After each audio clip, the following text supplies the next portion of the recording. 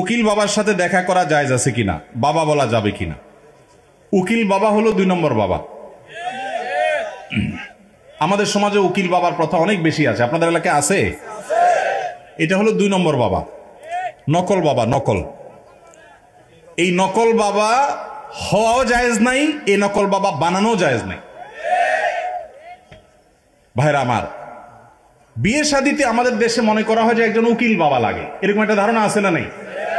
মেয়ের ইজিন আনার জন্য গায়রে মাহরাম একজন উকিল বাবা হয়, অনেক সময় যায় অনুমতি আনে। এইভাবে উকিল বাবা বানানো পরিষ্কারভাবে হারাম, পরিষ্কারভাবে।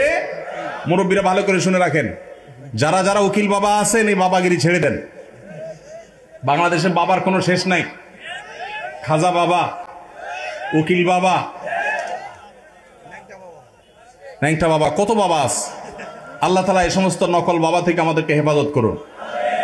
বিয়ে উপলক্ষে কোনো উকিল বাবা টাবা চলবে না।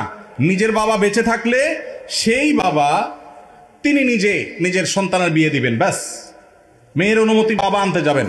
জাজ্জল্যমান বাবা উপস্থিত, আগাগোড়া 5 হাতি বাবা আছে। এরপরও দেখা যায় আরেকজন উকিল বাবা সেজে সেখানে নাটক করতে যায় অনুমতি আনার জন্য। এই নাটক করা জায়েজ নাই, পরিষ্কারভাবে হারাম, পর্দাহীনতার কারণে। বিশেষ করে গায়রে মাহরাম কেউ যখন উকিল বাবা সাজে, ওই মেয়ে সারা জীবন তারে বাপ বাপ ডাকে, খানা খাওয়ায়। এটা আমাদের সামাজিক মানে একটা কুসংস্কার বলতে পারেন, এর সাথে ইসলামের কোনো সম্পর্ক। যুবকরা বিয়েতে কোনো উকিল বাবা যেন না থাকে। মুরব্বীরা যারা যারা যার যার বিয়ের উকিল বাবা আছেন, আল্লাহর হস্তে বাবাগিরি ছেড়ে তওবা করে আল্লাহর কাছে চলে আসেন। চেষ্টা করবেন তো ইনশাআল্লাহ। এই উকিল বাবার নাম দিয়া পর্দাহীনতা 2 নম্বরই হাজারটা জিনিস হয়। নিজের বাবারই খবর নাই, কিসের আবার উকিল বাবা? হ্যাঁ, উকিল বাবার লগে বললো ভাগছে কোন মেয়ে। আল্লাহ মাফ করুক আমাদেরকে।